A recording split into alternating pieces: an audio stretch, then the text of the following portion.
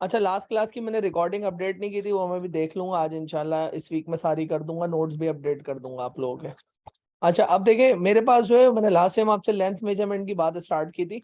I was explaining about length measurement, और micrometer के लिए मैंने आपको बता दिया था, ओ सॉरी, कि वर्नियर कैलिपर कहाँ यूज होता है। अच्छा, माइक्रोमीटर का लीस्ट काउंट बहुत अच्छा है, और ये थिकनेस ऑफ वायर के लिए, ग्लास शीट्स के लिए, thickness of glass sheet, thickness of paper के लिए बहुत प्यारी चीज है ये। इसके लिए इसे बहुत प्रिसाइज है, मतलब इसका लीस्ट काउंट बहुत जबरदस्त है।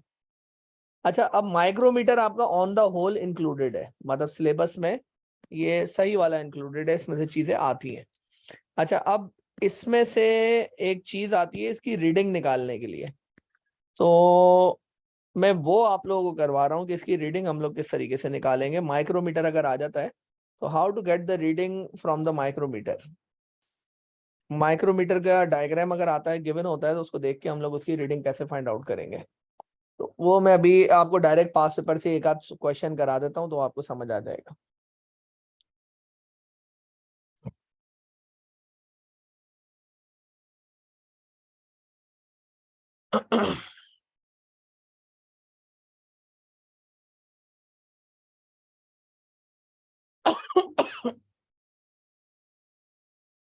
जैसे ये सवाल है, देखें, ये क्वेश्चन है, इसमें ये कह रहे हैं कि the diagram shows a micrometer scale which reading is shown, मतलब ये माइक्रोमीटर की रीडिंग क्या शो हो रही है, हमें ये कैलकुलेट करना है, फाइंड आउट करना है, ठीक है।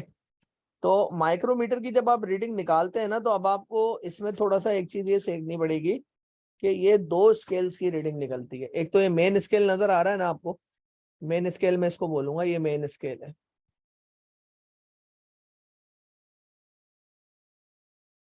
ठीक है बेटा। तो मेन स्केल पे क्या नजर आ रहा है आपको, 0, 1, 2, 3, 4, 5, 6, 7, और 7 के नीचे भी एक लाइन नजर आ रही है, 7.5। आप ये देखें, मैं थोड़ा सा इसको बड़ा कर रहा हूँ आप लोगों की आसानी के लिए। देखें, 0, 0.5, 1, 1.5, 2, 2.5, 3, 3.5, 4, 4.5, 5, 5.5, 6, 7, 7.5। तो मेन स्केल पे जो रीडिंग आ रही है आपके पास, the main scale reading is, main scale reading, main scale reading is 7.5 millimetre. देखें, नजर आ रहा है ना, ये 7.5 मिलीमीटर रीड कर सकते हैं आप लोग। अच्छा, अब उसके बाद आपने क्या करना है, उसके बाद आपने ये देखना होता है कि ये जो लाइन है ना, ये वाली लाइन, ये वाली जो लाइन है, इस लाइन को हम लोग कहते हैं डाटम लाइन।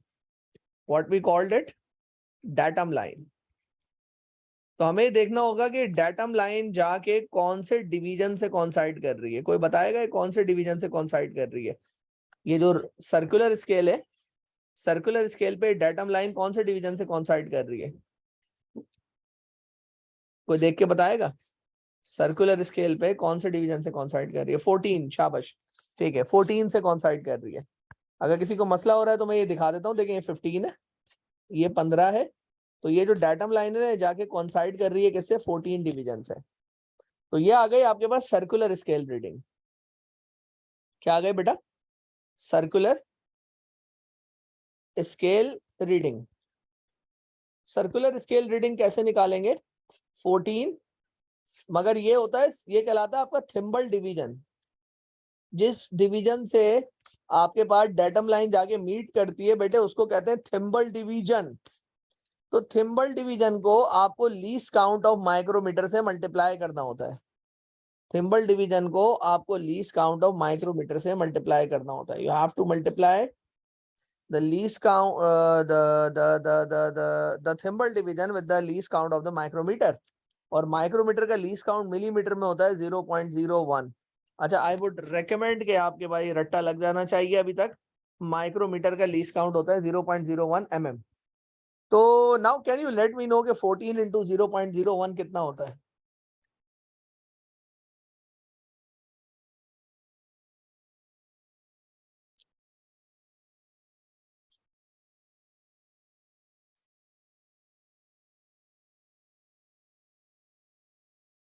जी बेटा 14 इंटू 0.01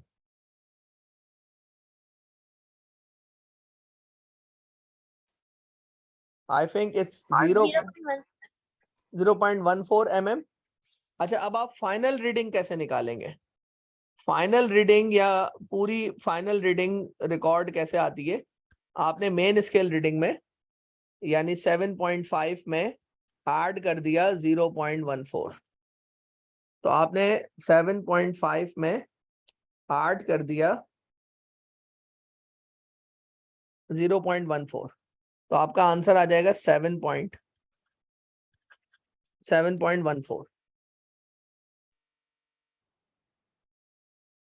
सॉरी 7.14 कह रहा हूँ, 7.64।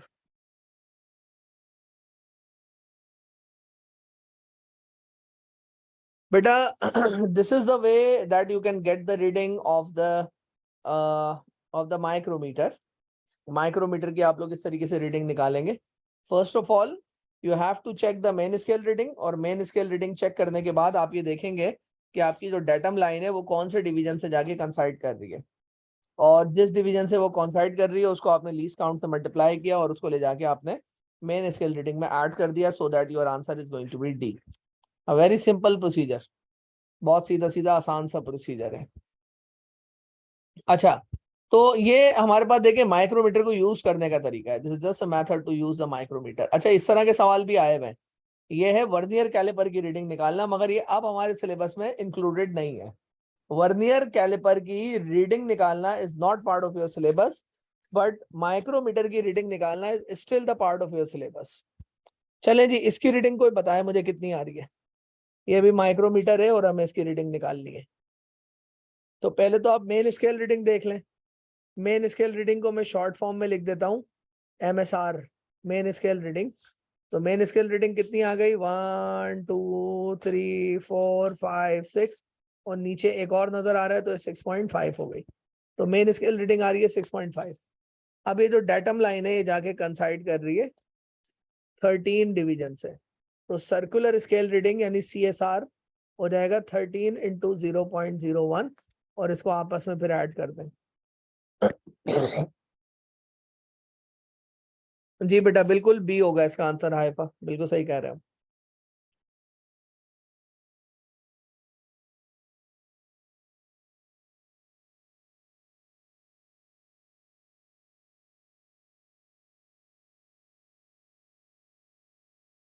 The right answer is B.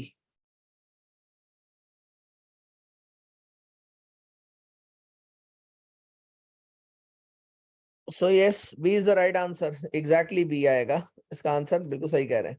अच्छा वर्नियर स्केल की रीडिंग निकालना, ये देख रहे हैं पहले बहुत आए हुए थे सवाल, मगर ये निकालना हमारे पेपर में अब सॉरी सिलेबस में अब इंक्लूडेड नहीं है, पहले था अब नहीं है। तो चीजें अपडेट होती रहती हैं, पुराने सवाल आते हैं। तो आपको भी नजर आ रहे होंगे, आपके पास जो भी पास पेपर्स होंगे उसमें आपको वर्नियर स्केल के भी क्वेश्चन नजर आएंगे, बट अब हमें वो नहीं करना है, ठीक है। अच्छा अब ये तो हो गया हमारे पास माइक्रोमीटर की रीडिंग लेना है। जी बेटा वो वेक्टर की ड्राइंग आती है आपके यहाँ? वेक्टर की ड्राइंग स्टिल आती है, हाँ। नहीं, जो वेट होता है और एरोज दिए हुए होते हैं उन्हें मिलाने होते हैं, हाँ हाँ बिल्कुल आता MCQ। है, बिल्कुल आता है, मैं बताऊंगा अभी जब मैं वेक्टर का टॉपिक कराऊंगा, बिल्कुल आता है। ठीक है बेटा, तो ये लेंथ मेजरमेंट हम लोगों ने खत्म किया है यहाँ पे। तो माइक्रोमीटर की रीडिंग हम कैसे निकाल सकते हैं वो मैं भी एक्सप्लेन करके आया हूँ, कि माइक्रोमीटर की आप टोटल रीडिंग कैसे निकालेंगे।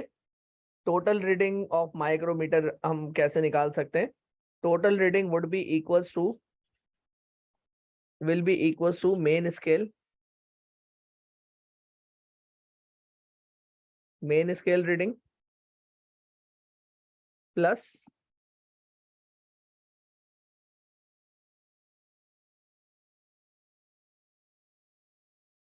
thimble division multiply by least count।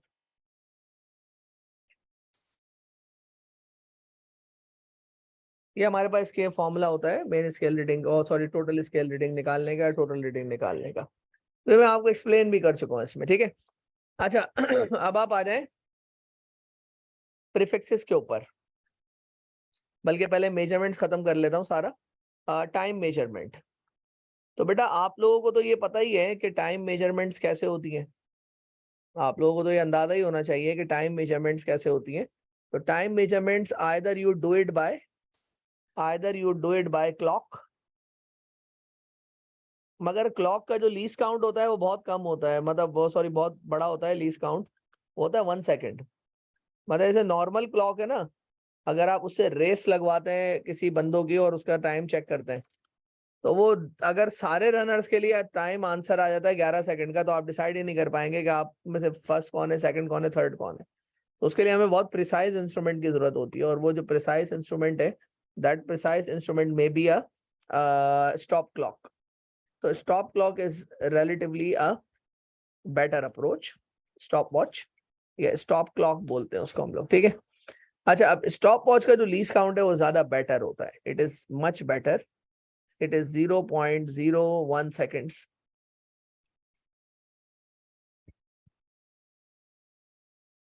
तो ये आपके पास बहुत ज्यादा एक्यूरेट आंसर दे सकती है स्टॉप क्लॉक। अच्छा, अब इसके अंदर हमारे पास देखें होता क्या है कि मुझे जो है वो पेंडुलम का टाइम पीरियड फाइंड आउट करना है।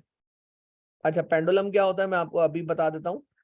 ये रिजिड सपोर्ट है, इसके साथ ये स्ट्रिंग लगा हुआ है, बहुत कॉमन चीज है पेंडुलम, मेरे ख्याल से आप लोग सब बेहतर जानते होंगे इसके बारे में, बट थोड़ा सा ब्रीफ करना मेरा फर्ज है, मैं यहाँ बता देता हूँ।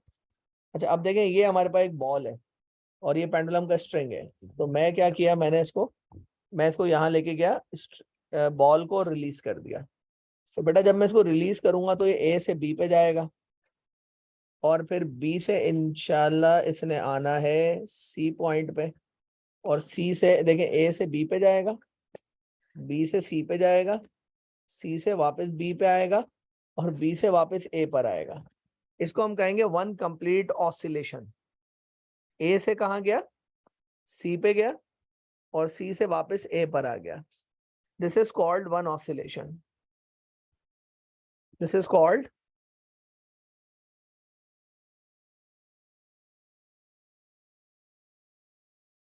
कॉल्ड वन ऑसिलेशन, और समटाइम्स कॉल्ड वन वाइब्रेशन। अच्छा, अब इसमें जो टाइम लगता है ना, मतलब डेफिनेटली बॉल ए से सी पे जाएगी, सी से वापस ए पर आएगी, तो टाइम जो लगता है ना उसको हम टाइम पीरियड कहते हैं। Time to complete one oscillation time to complete one oscillation is called time period.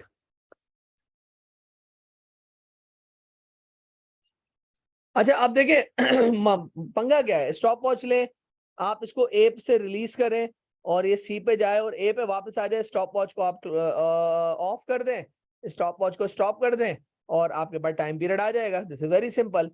मगर इसमें प्रॉब्लम क्या आ रही है कि जब पेंडुलम ए से सी पे जाएगा और सी से वापस ए पर आएगा, तो आपका एक वाइब्रेशन कंप्लीट हो जाएगी, आप स्टॉप वॉच स्टार्ट करेंगे ए पॉइंट पे, और वापस जब ए पे आएगा तो स्टॉप वॉच को बंद कर देंगे, तो आपके पास टाइम पीरियड आ जाएगा। बट इसमें प्रॉब्लम क्या होती है, यहाँ पे एक एरर आ रहा है। कौन सा एरर है, किसी के दिमाग में है? मेरे ख्याल से ये बहुत पुराना टॉपिक साहब ने पढ़ा हुआ होगा, इसलिए मैं आपसे पूछ रहा हूँ।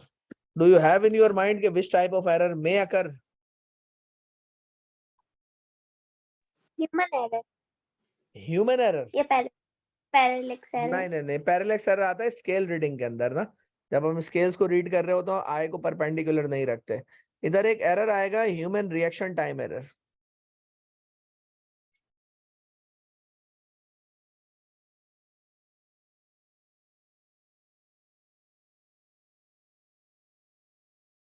Human reaction time error, yeah, sometimes called reaction time error.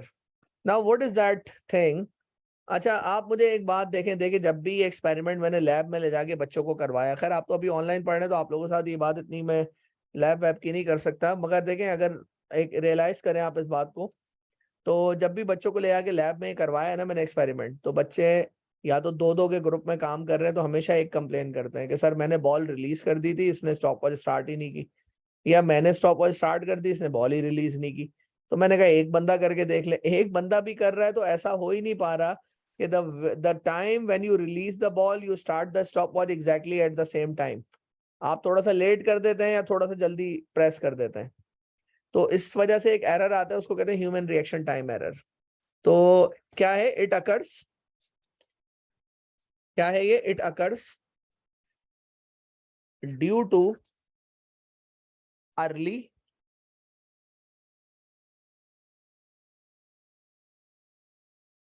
it occurs due to early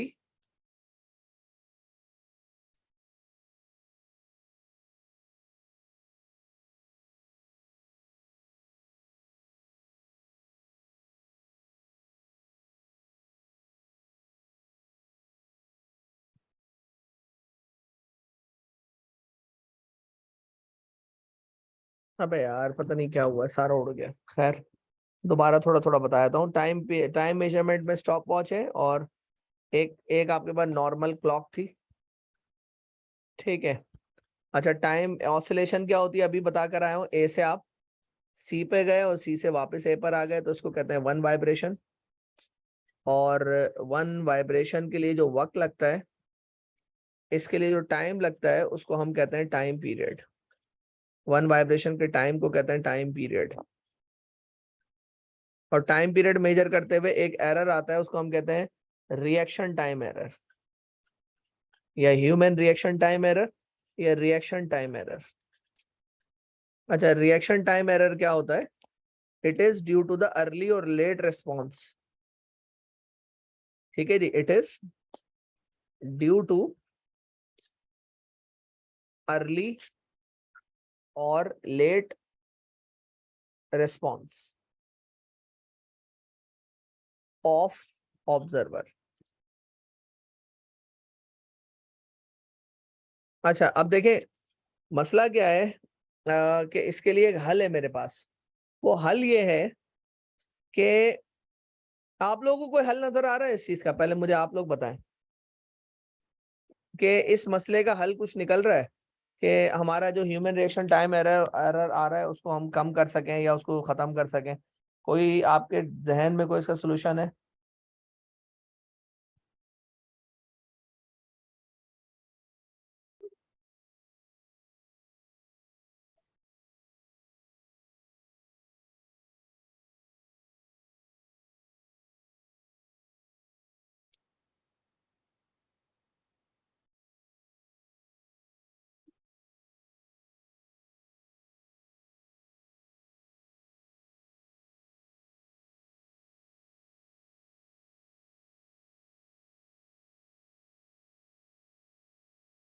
हाँ जी, आप लोगों ने कोई हल निकाला है?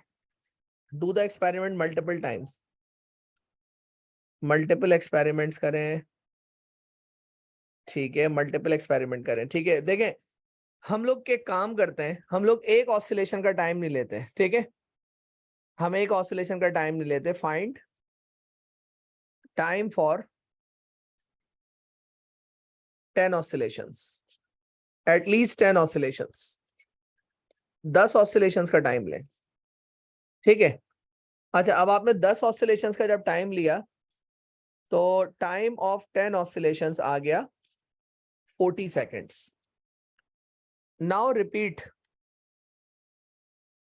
नाउ रिपीट मतलब दोबारा से बॉल को रोके और फिर से रिलीज करें और फिर से 10 ऑसिलेशंस का टाइम लें. तो अब जो टाइम आ गया वो आ गया सपोज 39 सेकेंड्स. ठीक है जी, रिपीट अगेन, दोबारा से 10 ऑसिलेशंस के लिए रिपीट करें. रिपीट अगेन, एक दफा और रिपीट करें.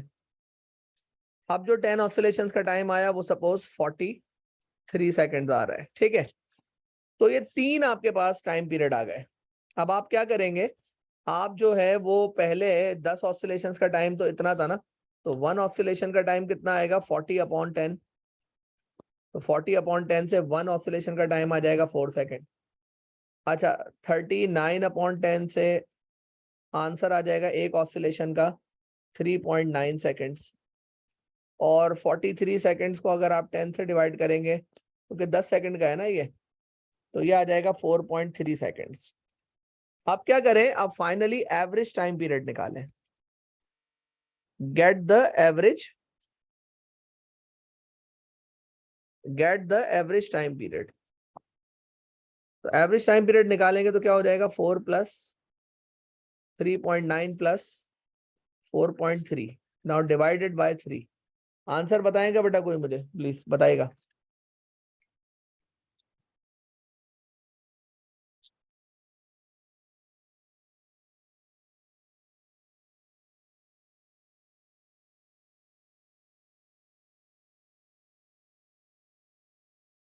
फोर 4.06 विच इज 4.6 आ रहा है। नहीं नहीं 0.06 आएगा देखें। 4.6 नहीं आ सकता। मतीन दोबारा से करके देखें। 4 प्लस 3.9 प्लस 4.3 अपॉन 3।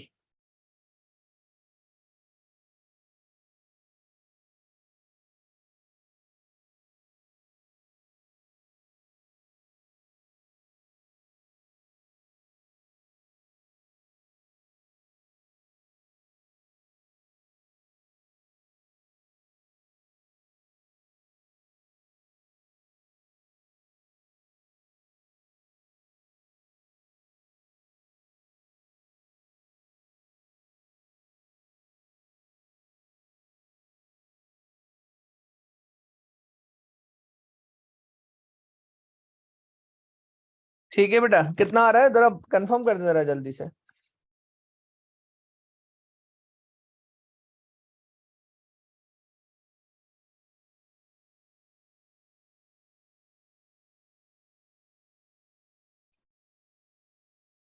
अरे भाई बता दो यार। 4.06 आ रहा है कंफर्म है ये। ठीक है तो 4.06 आपके पास आ गया आंसर इसका। तो ये एक्यूरेट होगा काफी हद तक। मैं ये नहीं कह रहा हूँ कि ह्यूमन रिएक्शन टाइम एरर इसमें से एलिमिनेट हो गया है। Human reaction time error can never be eliminated, it can only be subsidize और मिनिमाइज। आप उसको मिनिमाइज कर सकते हैं। अच्छा इस अप्रोच से आपका human reaction time error minimize कैसे हुआ देखें। अगर आप एक वाइब्रेशन का टाइम नोट कर रहे थे ना, वन वाइब्रेशन का जो टाइम था ना वो छोटी वैल्यू थी। One vibration time is a small value, is a small value. So small values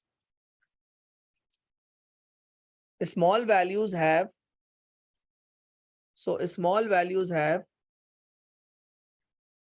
more impact of error. More impact of error. But 10 oscillation time is a big 10 oscillation time is big. So it has less percentage error. Less percentage error. अरे भाई इसका मतलब क्या हुआ सीख लें आप जरा। देखिए मैं आपको ना 100 रुपए गिनने के लिए देता हूं। ठीक है 10-10 के नोट है, 100 रुपए काउंट कर रहे हैं आप। अच्छा अब आपने क्या किया, गलती से आपसे कोई दो नोट ना जुड़े रह गए। मैंने कहा बेटा काउंट करो कितने, आपने कहा सर 90 रुपीज है। यानी कि ये आपकी एक्चुअल वैल्यू है, ये आपकी एक्चुअल वैल्यू है और ये आपकी मेजर्ड वैल्यू है। ये आपकी मेजर्ड वैल्यू है। ठीक है जी। तो आपने एरर कितने रुपए का किया है, एक्चुअल वैल्यू में से मेजर्ड वैल्यू माइनस कर दें, 10 रुपए का एरर ही हुआ ना। देखिए बेटा एरर 10 रुपए का हुआ है ना आपसे। अच्छा अब देखिए 10 रुपए का एरर हुआ है तो आप परसेंटेज एरर निकालें। जब आपने परसेंटेज एरर निकाला तो 10/100 इंटू 100 कर दिया, तो आपका एरर कितना आ रहा है, 10% आ रहा है। अच्छा अब मैंने क्या किया, आप लोगों को मैंने 10,000 रुपए गिनने के लिए दिए। कितने, 10,000 रुपए, बड़ी वैल्यू है 10,000 रुपए। मैंने कहा बेटा कितना आंसर आ रहा है, तो आप लोगों ने मुझे कहा सर 9,990 रुपीज है मेरे पास, तो आपने काउंट किए। भाई ये आपकी एक्चुअल वैल्यू है, एक्चुअल वैल्यू है, और ये आपकी मेजर्ड वैल्यू है। तो बेटे अब आपने एरर 10 रुपए का ही किया है। एरर कितना किया है आपने? सिर्फ 10 रुपए का। मगर अब उस एरर का परसेंटेज इंपैक्ट देखें कितना छोटा आएगा। 10 रुपए अपॉन 1000, सॉरी 10,000 मल्टीप्लाई बाय 100, तो 2 जीरो से 2 जीरो कट गए, तो कितना आ रहा है? 0.1%। देखें, बड़ी वैल्यूज में एरर का इम्पैक्ट कम आता है। आप एक वाइब्रेशन का टाइम लेते हैं तो उसका टाइम आता है कम, वैल्यूज 4 सेकंड, 4 सेकंड में ह्यूमन रिएक्शन टाइम एरर का इम्पैक्ट बहुत ज्यादा होता है। ह्यूमन रिएक्शन टाइम एरर का इम्पैक्ट बहुत ज्यादा होता है, मगर इसके अंदर ह्यूमन रिएक्शन टाइम एरर का इम्पैक्ट रिलेटिवली कम होगा। आप लोग मुझे बताएं, आपको ये बात समझ आई मेरी कि बड़ी वैल्यूज में एरर का इम्पैक्ट कम होता है? यस बेटा, प्लीज रिस्पॉन्स करिएगा मुझे। आप लोगों को समझ आई ये बात?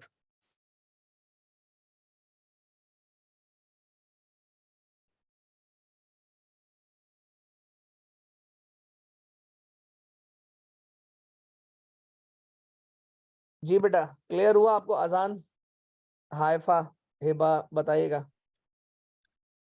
जुनैर, जुरैस, क्या कहते हैं बेटा आप लोग? ठीक है जी, बेस्ट है। तो ये हो गया हमारे पास टाइम कैलकुलेशन की बात ना, ठीक है। अच्छा, अब टाइम कैलकुलेशन के बाद आपके पास मेजरमेंट के बाद आपके पास तीसरी चीज है मास मेजरमेंट।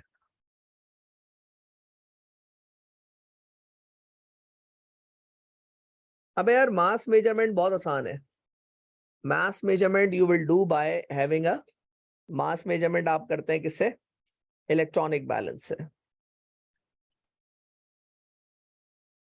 इलेक्ट्रॉनिक बैलेंस, इसको इंशाल्लाह हम अगले चैप्टर में और डिटेल में देखेंगे। अच्छा, फोर्थ चीज जो हमें लास्ट चीज इसमें देखनी है वो है prefixes. Now this is going to be very important. Sir please notes और रिकॉर्डिंग अपडेट कर दीजिएगा। जी बेटा, इंशाल्लाह करता हूँ। आज तो नहीं, मैं कल दोपहर में मैं कर दूंगा, मेरे पास टाइम होगा, कल दोपहर में कर दूंगा। इसके बाद तो अभी बैक टू बैक क्लासें हैं ऑनलाइन। और अच्छा, प्रीफिक्सेस, प्रीफिक्सेस क्या होते हैं बेटा? नॉन प्रीफिक्सेस फिजिक्स में कौन कौन से हैं? एक होता है 10⁻⁹, एक होता है 10⁻⁶, एक होता है 10⁻3, एक होता है 10⁻⁻1, एक होता है 10⁻⁻2, एक होता है 10⁻⁻6, एक होता है 10⁻⁻9। अच्छा, इसको कहते हैं गीगा, इसको कहते हैं मेगा, इसको कहते हैं किलो, इसको कहते हैं डेसी, इसको कहते हैं सेंटी, इसको कहते हैं मिली। ओ मिसिंग है, एक मिसिंग है, सॉरी सॉरी सॉरी, मिसिंग है, मिसिंग है। 10⁻⁻2 है, 10⁻⁻3 है। -3 को कहते हैं मिली। फिर होता है -6, -6 को कहते हैं माइक्रो। और -9, -9 को कहते हैं नैनो, एनो। अच्छा, इसका सिंबल होता है कैपिटल जी, इसका होता है कैपिटल एम, इसका होता है कैपिटल के, इसका होता है स्मॉल डी, इसका होता है स्मॉल सी, स्मॉल एम। ये म्यू होता है, ऐसे स्टाइलिश साइन होता है इसका, और इसका होता है एन। अच्छा, प्रीफिक्सेस का फायदा क्या है? प्रीफिक्सेस आपकी बहुत बड़ी क्वांटिटी को, जैसे कि मैंने ये लिखा, देखे जैसे मैंने लिखा पता नहीं कितना ग्राम, अब ये तो आपके लिए अजाब बन जाएगा इसको रिप्रेजेंट करना। तो बेटर ये है कि आप इसको लिखें 1 मल्टीप्लाई बाय, कितने जीरो हैं? 6 हैं, तो 10⁻⁶ ग्राम्स। या आप इसको प्रीफिक्स फॉर्म में लिखेंगे तो आप लिखेंगे 10 मेगाग्राम्स। तो बहुत बड़ी क्वांटिटी को एक अच्छे सूटेबल वे में रिप्रेजेंट करने के लिए आप प्रीफिक्सेस को इस्तेमाल करते हैं। या कोई बहुत छोटी क्वांटिटी हो, जैसे ये है, ये बहुत छोटी क्वांटिटी है, सेकंड्स, बहुत छोटी क्वांटिटी है। तो आप इसको करेंगे क्या? आप लेफ्ट से डेसिमल को मूव करेंगे, तो ये हो जाएगा 1.0 × 10⁻⁻6। एक 2 3 4 5 6 दफा आपने डेसिमल मूव किया है, तो ये हो जाएगा 1.0 इंटू 10 की पावर -6 सेकेंड्स। तो आप इसको ये भी लिख सकते हैं 1.0 या 1 माइक्रो सेकेंड। तो ये आपका जरा ब्यूटीफुल अंदाज से लिखने के लिए इस्तेमाल होता है, बहुत बड़ी क्वांटिटीज को या बहुत छोटी क्वांटिटीज को। तो प्रीफिक्सेस आर यूज्ड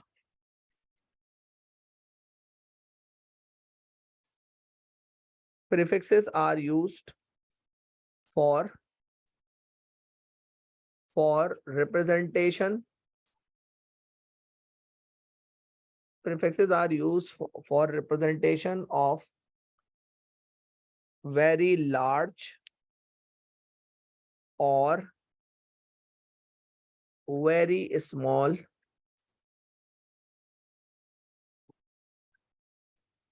quantities. अच्छा, इसका एक और यूज है, prefixes are also used in conversions. Conversions का मतलब ये है कि जैसे ये लिखा हुआ है 10 किलोमीटर्स। अच्छा, 10 किलोमीटर्स को अगर आपने मीटर्स में चेंज करना है तो here, so we can say that here we are, बेटा आप लोग क्या कहेंगे अगर 10 किलोमीटर को मीटर में चेंज कर रहे हैं तो प्रीफिक्स हम लोग हटा रहे हैं या लगा रहे हैं? So here we are, क्या लिखेंगे? रिमूविंग प्रीफिक्स, हम प्रीफिक्स रिमूव कर रहे हैं। सो वी मल्टीप्लाई, तो हम मल्टीप्लाई करेंगे। अच्छा, किससे मल्टीप्लाई करेंगे? कौन सा प्रीफिक्स हटा रहे हैं? किलो रिमूव कर रहे हैं ना, तो किलो यानी कि के आप हटा रहे हैं और के की पावर होती है 10 की पावर 3। तो आप 10 को मल्टीप्लाई बाय 10 की पावर 3 कर देंगे तो ये कन्वर्ट हो जाएगा किसमें? 10,000 मीटर के अंदर। अच्छा, बाज दफा ऐसा होता है कि हम प्रीफिक्स लगा रहे होते हैं, जैसे कि मुझे 100 ग्राम्स को 1000 ग्राम्स को किलोग्राम्स में चेंज करना है, तो अब आप क्या कर रखेंगे? Here we remove, sorry, here we are adding prefix. यहां पे आप प्रीफिक्स ऐड कर रहे हैं। अच्छा, जब आप प्रीफिक्स रिमूव करते हैं तो आप मल्टीप्लाई करते हैं प्रीफिक्स की रिस्पेक्टिव पावर से, और जब आप ऐड कर रहे हैं तो कौन सा प्रीफिक्स ऐड कर रहे हैं?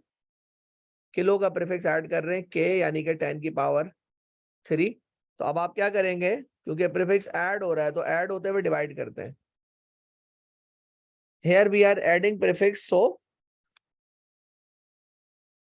We will divide. तो हम डिवाइड करेंगे किसको?